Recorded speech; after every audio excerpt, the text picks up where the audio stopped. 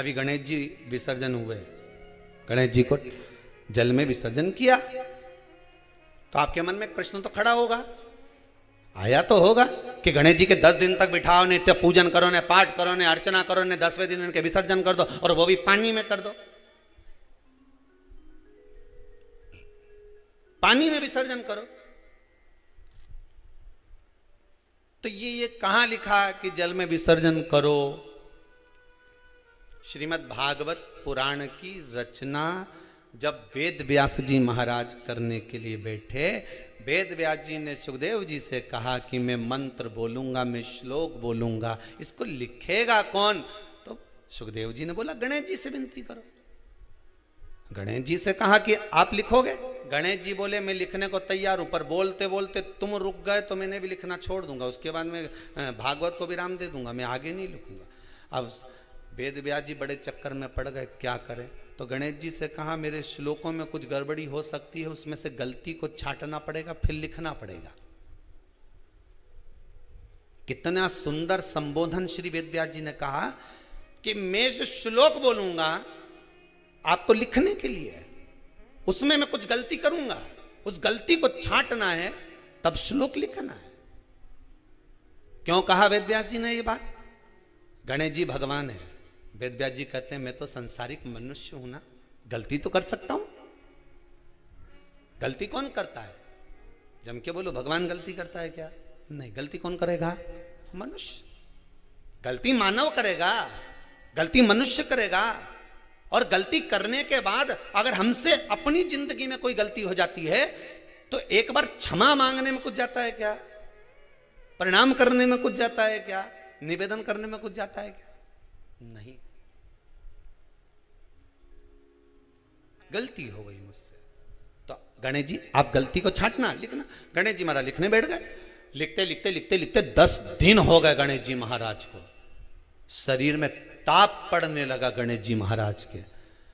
वेद व्यास जी ने गणेश जी के हाथ का स्पर्श करा तो शरीर तो तप रहा था। वेद व्यास जी ने वहीं पर श्रीमद् भागवत के श्लोकों को विराम दे दिया, अब नहीं बोले। गणेश जी लिखते लिखते लिखते लिखते लिखते लिखते थक गए, ताप पड़ गया, शरीर गर्म हो गया। वेद व्यास जी ने कब करूं क्या, 10 दिन से लिख रहे हैं और शरीर पर ताप पड़ रहा है, करा क्या जाए? उन्होंने गणेश जी का हाथ पकड़ा, उठाया और कहा चलो प्रभु हमारे साथ में। वेद व्यास जी गणेश जी को ले गए और ले जाकर शीतल जल में श्री गणेश जी महाराज को बिठा दिया।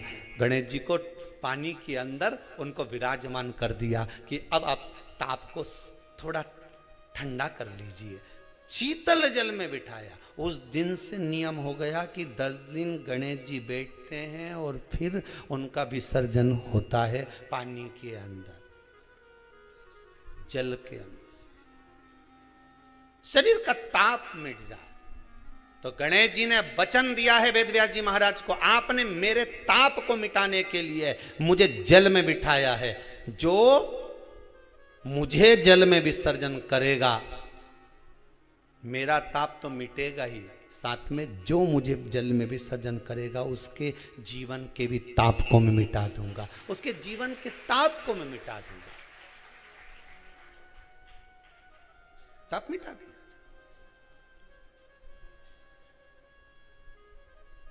पर करो गणेश जी का विसर्जन, मना नहीं है हो, पर अच्छे से करो रे हो। अब मैं छोरा छोरियों तो निशाना लगा है, वो हमारा गणेश जी जई रिया, वो हमारा सबसे आगे पहुंचा तो इधर वाला ने इधर से फेंका, हो गया। ये हमारे धर्म की हंसी उड़ा रहे हैं, ये हमारे धर्म की हंसी है।